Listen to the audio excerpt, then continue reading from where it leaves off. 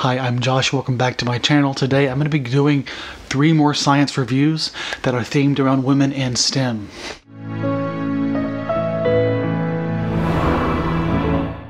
So as I said in a couple videos ago, it's Women's History Month, obviously, and I thought this would be the perfect month to talk about some women in science. And I just finished an amazing book about a woman in science, or a femme in science who is agender, and I've actually talked about that book already, but it kind of fits into a few other books I haven't reviewed yet for you, and I thought it'd make for a great set of reviews. This is, I guess, a new series on my channel, but one I'm hoping to do more of. And the 3 books I'll be talking about are going to be The Smallest Light in the Universe by Sara Seager, a memoir, what is wrong with me? Hidden Figures by Margot Lee Shetterly. And this is, of course, the same one as the movie is about these hidden figures, these women who helped get us to the moon and get us to space. And then the final one is going to be Disordered Cosmos by Dr. Chanda Prasad Weinstein, I believe it is. And I had this book on hand. I actually bought it because I loved it so much. Spoilers for my review, but I loaned it out, so I only have you this to show.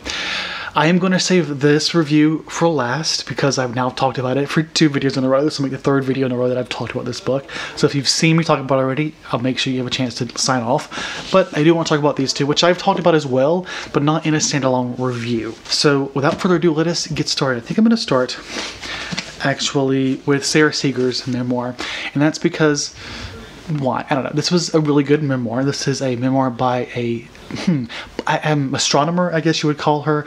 She, Dr. Seager, is a physicist or scientist who studies exoplanets. These are worlds that are obviously outside of our solar system, and in this book we get a little touch of that, what's going on in there, but this is primarily a story of her life and her story of grief, a story of recovery from grief as she reckons with losing her husband not long after they have their first child, I believe, or their first couple children.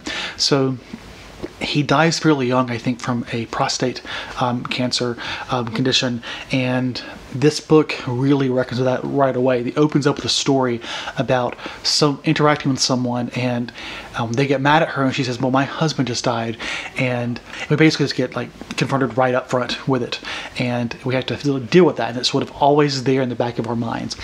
And in doing so, we get a really intimate look at her life and how she's dealt with that, how she's moved on, and how she met her new husband. We also get an appreciation for how she continued to be a scientist, how she was able to deal with so many stresses from so many sides, not just when it comes to grief or what it means to be a scientist, but what it means to be a female scientist, a woman scientist, and some of the issues she's had to deal with in that. And she is a pretty big name in planetary science, I think. Obviously more on the cosmology side, sorry, the astronomy side.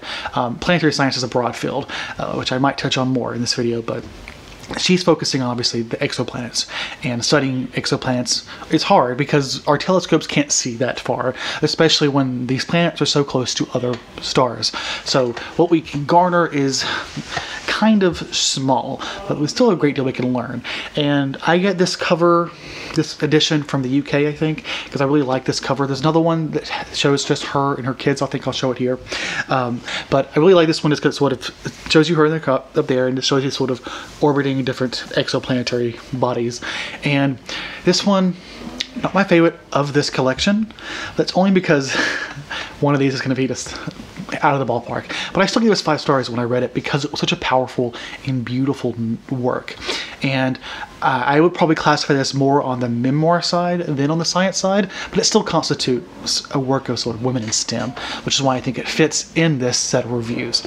And if you're interested in that kind of book, I think this is something you might be worth picking up, especially since it's not particularly science focused. I know a lot of people don't read a lot of science books. Next, I'll move on to The Hidden Figures, which I read back in July during the reading rush when I was reading sort of space-themed books, including my reread of The Calculating Stars. And my overall opinion of this book wasn't great. I think I gave it 3.5 stars. And that's because I didn't love the structure. I found it difficult to follow the book. I felt like it was not the easiest sort of just to read. And I guess that probably has to do most with style, of me not meshing with that. But what I really did connect with was our central character. I think her name was Katherine Johnson. We've all heard that name, I think, if you're familiar at all with Hidden Figures.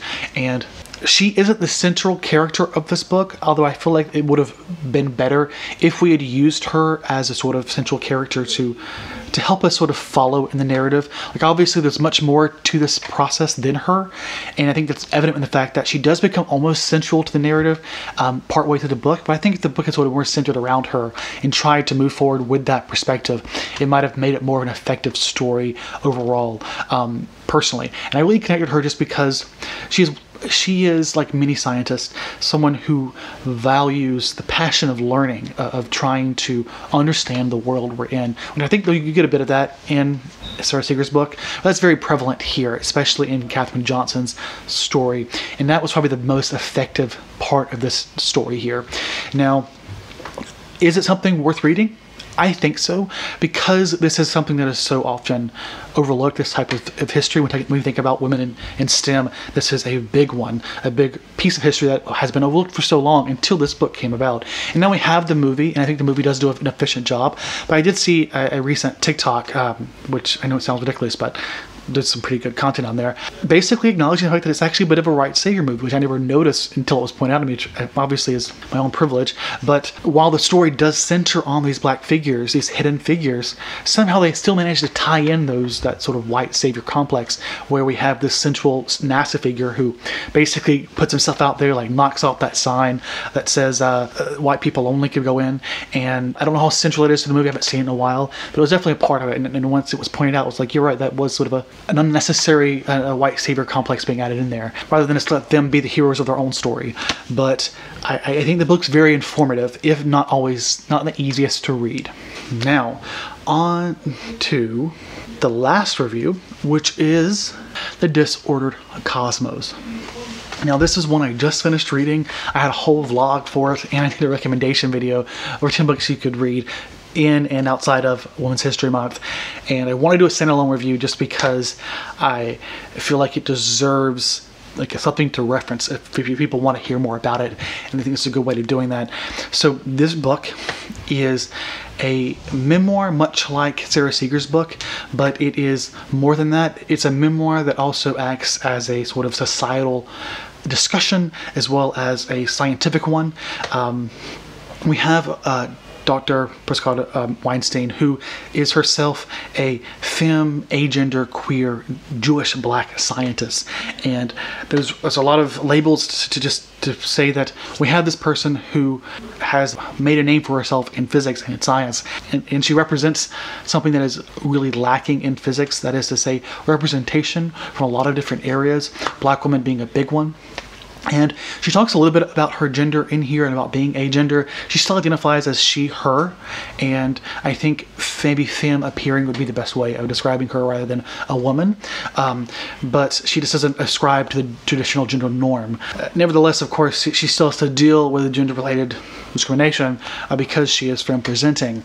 On top of that, she also talks about her experience as a black scientist. But let me take a step back and sort of talk about the book structure to give you an idea what is it we're talking about. The book starts off with this, like a traditional science book, like the ones I have here, that basically give you a breakdown of the basics of cosmology, of particle physics, but with a focus on cosmology, basically the science of space and the universe. And then it starts to transition into some more niche topics, but generally still fairly broad, where we talk about her specific area of science.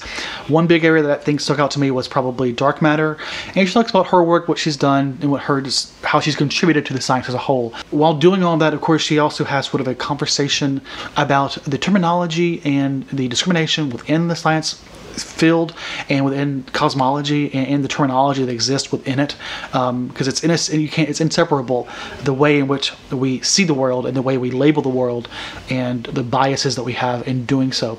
And she does not shy away from pointing those out when discussing that aspect of the science. And then at some point she transitions from talking about the cosmological side of the science to talking about more of a human-focused side of the science, where she takes some concepts that are often used in cosmology, some techniques, to understand and look at the idea of blackness a bit more closely. Think about melanin and what melanin is in the skin and how it reacts to sunlight. And basically she considers like the spectroscopy, she considers the electromagnetic sort of interactions with melanin. Basically ideas or approaches to doing cosmology and astronomy she applies to melanin and other forms of race to better understand what it means to be black and how it ties to cosmology as a whole. Now that was a really fascinating discussion on its own, but I think it works really, really well as a transition from this broader cosmological science discussion into one that is more focused on issues related to race and gender and, I guess, sociological discussion. When it relates to science and society as a whole, almost acts like a bridge. I'm not sure if she intended it that way, but I think it works that way nonetheless. And then so as we transition into this, we get a broader conversation about what does it mean to be a scientist? What does it mean to be a queer black scientist or an agender scientist at that? And she talks about how scientists have been labeled in the past. She talks about what science has done to discriminate against women and other minorities in the past. And she talks about what it means to sort of have to deal with the fact that of how unique she is in the field because of the discrimination that exists. She talks about looking up to certain figures like Caroline Herschel, the sister of famous astronomer William Herschel, and how she fought to have Caroline Herschel acknowledged as a woman scientist, not just a technician who helped her brother, because she did her own work even after he died. And she talks about how there's this internal conflict of having to deal with the fact that this woman, Caroline Herschel, almost certainly would not have seen her as human because she was black. And yet she still has to defend her, because if even this white woman cannot be recognized for her accomplishments, then she never will be. And that sort of conversation is both touching and I think really insightful, but also necessary, I think, to really acknowledge and consider. Fuck, I hate now I bought it because it's not central. I don't like seeing the edges of my bookshelf. Okay, fuck, where was I? And it's really central, though, to recognize the problems in physics and the problems with scientists and the scientific approach. And we can look at the good and the bad.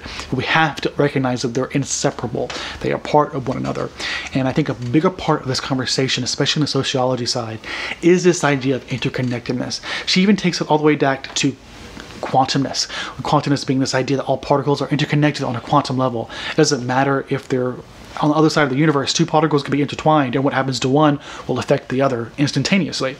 And she sort of ties that back to societal interconnectedness and the fact that biases within society, white supremacy and discrimination that exists within our society influences the science that we do. We influence the experiments that we do and the way in which we try and describe the world. And if we cannot recognize that, then that will continue to bias the science that we do.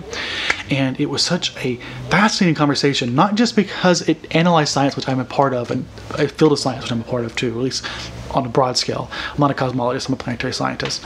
But also just because it forces us to look at society in a new way as well, because it obviously has bigger implications beyond science. But big picture, it just was this fascinating conversation that it tickled all my senses in all the right ways, and I was just so giddy about it. And such an amazing book, so good. Oh, highly recommend it.